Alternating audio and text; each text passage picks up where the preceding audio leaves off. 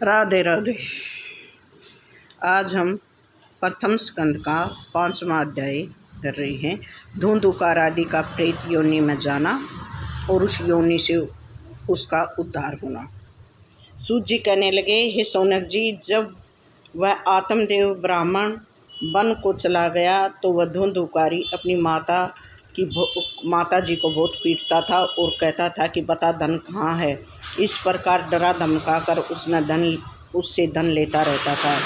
एक दिन उसकी माता उसके अत्याचारों से दुखी होकर रात्रि में एक कुएं में जा गिरी और उसकी मृत्यु हो गई।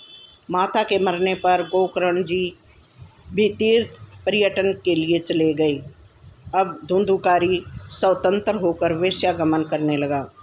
वह उन्हीं के घर रहता था और उन्हीं के लिए धन लुटाने में घोर पाप करता था। एक दिन वेश्याओं के कहने पर उसने बहुत सा धन चुराया और उन वेश्याओं को सुंदर सुंदर वस्त्र आभूषण ला कर दिए। उन स्त्रियों ने यह विचार कर कि ये चोर है, चोरी का माल ये हमारे यहाँ लाता है, ये धन हमारे यहाँ पकड़ा जाएगा तो इसके साथ हमें भी प्राणदंड मिलेगा। ये विचार कर उन वेश्याओं ने सोए हुए धुंधुकारी को फांसी लगाकर मार डाला और उसके शव को एक गड्ढे में डालकर दाब दिया। इस प्रकार धुंधुकारी प्रेत योनि को प्राप्त हुआ। वह बवंडर बनकर 10 दिशाओं में भटकने लगा। भूख प्यास सर्दी गर्मी के कारण है देव पुकारा करता था। कुछ काल पश्चात जब गोकर्ण लौटकर घर आए तो उन्होंने अपने भाई की मृत्यु का समाचार सुना। उन्होंने गया जाकर उनका श्राद्ध किया। एक दिन गोकर्ण जी अपने घर में सो रहे थे, तब अर्धरात्रि के समय धुंधुकारी प्रेत अपना विचित्र रूप गोकर्ण को दिखाने लगा। कभी हाथी, कभी मेढ़ा, कभी भैंसा, कभी बकरी, कभी अग्निवंता। अंत में वह मनुष्य के रूप में प्रकट हुआ। उसकी इन अवस्थाओं को देखकर गोकर्ण ने जान लिया कि ये कोई अधोगति को प्राप्त होने वाला प्राणी है। तब उन्होंने उससे पूछा, तू कौन है और रात्रि में ऐसे डरावने रूप मुझे क्यों दिखा रहा है? तुझे ये दशा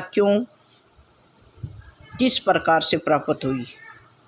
तू प्रेत है, पिशाच या कोई राक्षस है? मुझे सब सच बता दे। सूत जी बोले, गोकर्ण के पूछने पर वह प्रेत रूप धुंधुकारी अति व्याकुल होकर रोने लगा।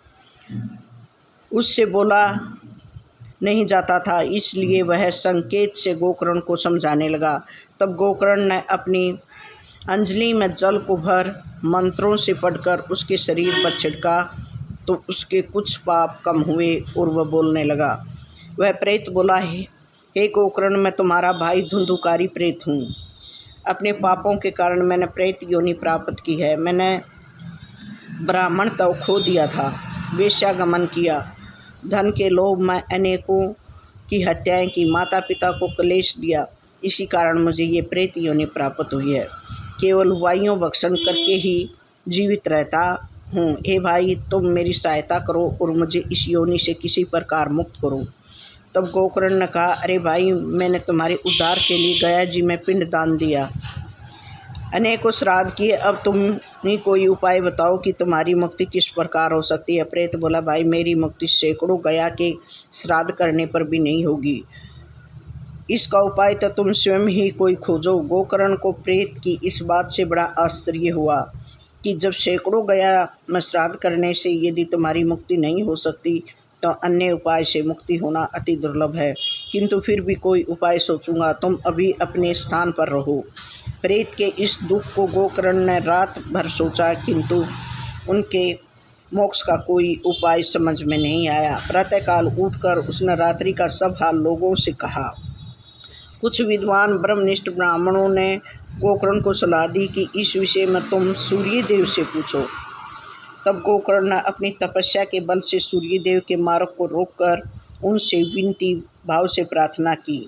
इस सूर्य देव, आप संपूर्ण वेदांगों के ज्ञाता हैं, संसार के साक्षी हैं। मैं आपको प्रणाम करता हूँ भगवान। आप धुंधुकारी प्रेत की मुक्ति का कोई उपाय मुझे निर्देशित कीजिए।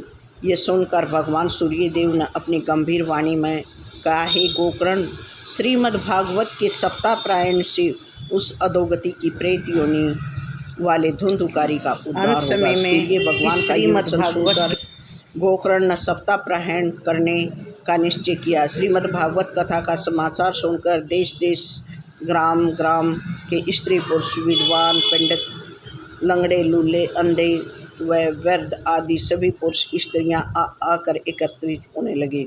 जब गोकर्ण ने कथा आरंभ की तो वह धुंधुकारी प्रेत भी वहां आकर अपने बैठने के लिए स्थान टटोलने लगा। उसकी दृष्टि एक 7 गांठ के बांस पर पड़ी और वह उसी के नीचे वाले छिद्र में प्रवेश करके कथा सुनने लगा। गोकर्ण जी ने प्रथम स्कंद में कथा आरंभ कर दी। संध्या काल में जब उस दिन की कथा समाप्त हुई तो एक बड़ी विचित्र घटना हुई। बांस की एक गांठ तड़तड़ाकर फट गई। इसी प्रकार जब सायंकाल की कथा का विश्राम होता तब उस गांठ की एक एक गांठ नित्य फट जाया करती थी। इस प्रकार धुंधुकारी श्रीमद्भागवत के 12 स्कंदों को सुनने में 7वें दिन 7 गांठों को फाड़कर मुक्ति को प्राप्त हुआ और दिव्य रूप धारण कर सब श्रोताओं के सम्मुख प्रकट हुआ। उसका श्याम वर्ण था और पीताम्बर धारण किए हुए अपने भ्राता गोकर्ण को प्रणाम करके बोला, मुझे आपने प्रेत योनि से मुक्त कर दिया है। श्रीमद्भागवत की अति पवित्र तथा धन्य है और इसका सप्ताह भी धन्य है, जिसने मुझे भगवान का वैकुंठ धाम प्राप्त हुआ है। इस सप्ताह श्रवण से संपूर्ण पाप कंपायमान हो उठते हैं। जिस प्रकार अग्नि लकड़ी को जला देती है, उसी प्रकार ये सप्ताह पापों को नष्ट कर देता है। जो पुरुष इस श्रीमद्भागवत की कथा को कभी नहीं सुनते हैं, उन्होंने व्यर्थ ही जीवन धारण किया।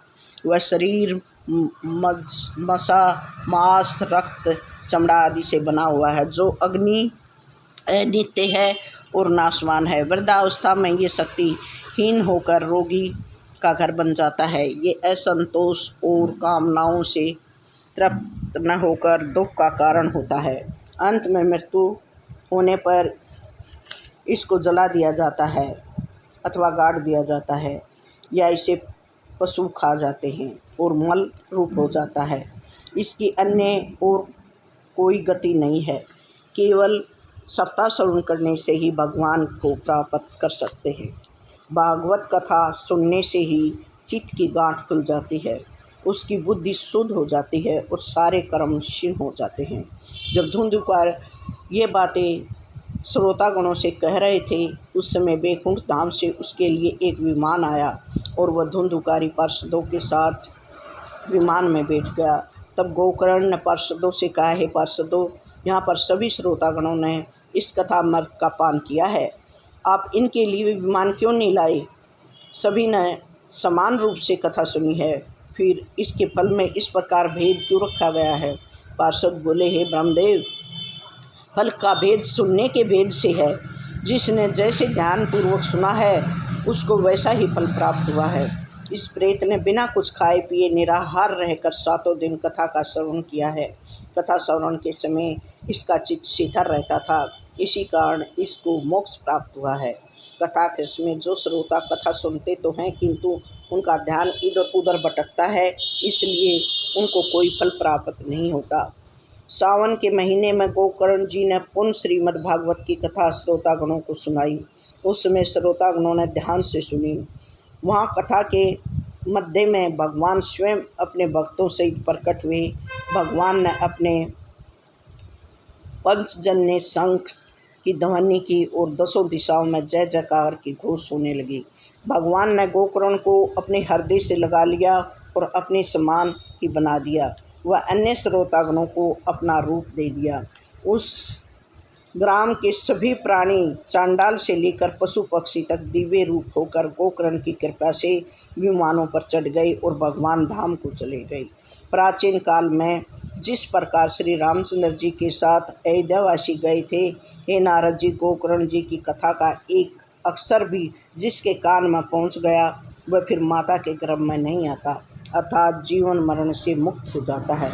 अनेकों वर्ष जब तप योग साधन करने पर भी जो भगवान को प्राप्त नहीं कर सकते हैं, वे केवल श्रीमद् भागवत के कथा श्रवण से ही सहज में प्राप्त कर लेते हैं।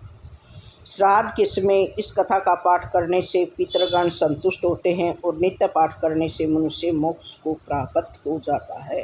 राधे राधे।